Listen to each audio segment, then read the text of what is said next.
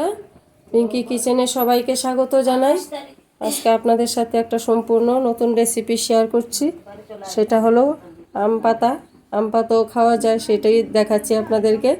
একদম কচি আম পাতাগুলি কালো কালো কালো থাকে, অনেক সময় সবুজও থাকে।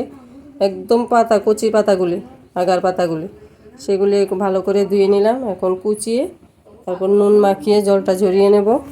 আর তার জন্য লাগবে আলু। ছোট ছোট করে আমি আলুগুলি কেটে নিলাম। আর কড়াইতে দিয়ে দিয়েছি একটু চিনেবাদামটা আগে ভেজে তুলে নিই। আর পাতাটাও কুচিয়ে নিয়ে আসছি। বন্ধুরা, পুরো ভিডিওটা দেখবে। চিনেবাদামগুলি ভেজে তুলে নিলাম। এখন কড়াইতে দিয়ে দিচ্ছি সাদা তেল, দিয়ে আলুটা ভেজে তুলে নেব। এখন চিনেবাদামগুলির বাকলটা ছাড়িয়ে নিচ্ছি। আর এখানে মশলা তৈরি করে রেখেছি। একটু আদা, 1 ইঞ্চির মতো আদা, 4টা কাঁচা লঙ্কা, 1 চামচ জিরের গুঁড়ো, 1 চামচ ধনের গুঁড়ো। এখন আলুটাকে ভেজে তুলে নিই। সাদা তেল আর সর্ষের তেল মিলিয়ে দিয়ে দিয়েছি। আমি একবারে ফোড়নটা দিয়েই আলুটা ভাজবো। দিয়ে দিচ্ছি একটা শুকনো লঙ্কা, গোটা তেজপাতা,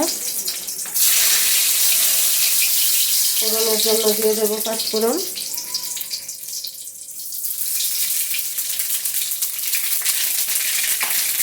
এখন দিয়ে দেবো আলুটা।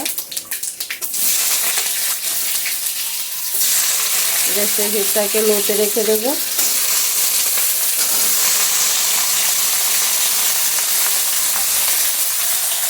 দিয়ে দেবো নুন, হলুদ।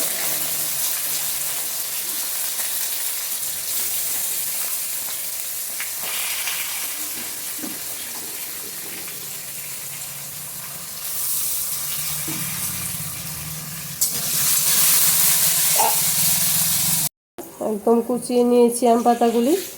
এখন একটু নুন দিয়ে ভালো করে মেখে জলটা বের করে নেব।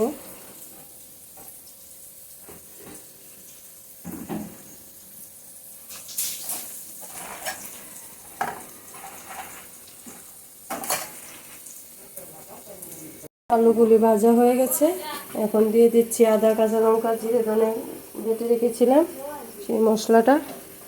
হিটটা বাড়িয়ে দিলাম, গ্যাসের হিট।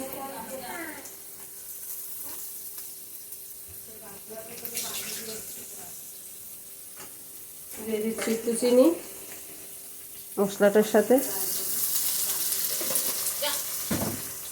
দিয়ে দেবো একটু হলুদ।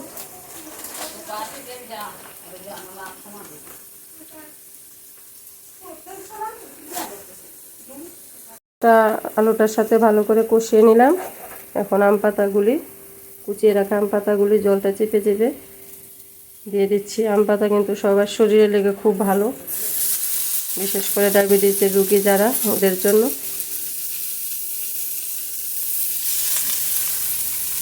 তারপর হিটটা মিডিয়ামে করে ঢেকে ঢেকে ভালোভাবে রান্নাটা করে নেব। আম পাতাও যে এত স্বাদের রান্না, এত স্বাদ খেতে, সেটা একদিন ট্রাই করলেই বুঝতে পারবেন বন্ধুরা।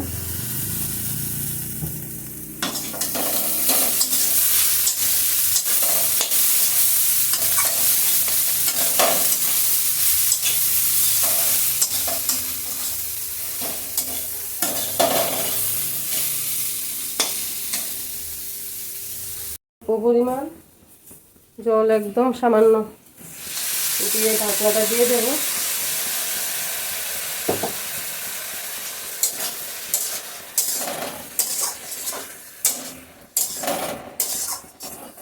গরম মশলাটা বেটে রেখেছি, নামানোর সময় দেব। যেহেতু নুন দিয়ে পাতাটাকে মেখে নিয়েছিলাম জল ঝরানোর জন্য, কালো জলটা বেরিয়ে গেছে। পাতার যে একটা কোষ আছে, সেই কোষটা বের করে নিলাম নুন দিয়ে। আলু ভাজাতেও নুন দিয়েছি, এখন অল্প পরিমাণ নুন দিয়ে দিচ্ছি।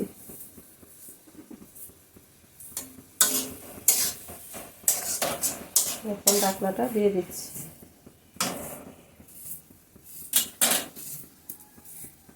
এই পর্যায়ে এখন এই যে চিনেবাদাম ভাজাটা দিয়ে দিচ্ছি, খোসা ছাড়িয়ে রেখেছিলাম। আর দিয়ে দিচ্ছি গরম মশলা বাটাটা।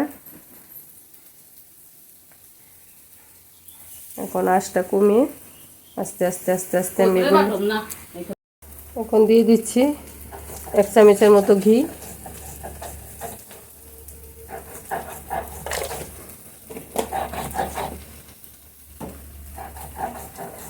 বন্ধুরা, যদি আমার রান্নাগুলি ভালো লেগে থাকে প্লিজ লাইক শেয়ার কমেন্ট করবেন।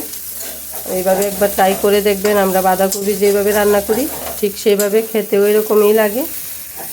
আর ফেসবুকের পেজটাকে ফলো করবেন, আমার চ্যানেলটাকে সাবস্ক্রাইব করে পাশে থাকা বেল আইকনটার মধ্যে ক্লিক করবেন।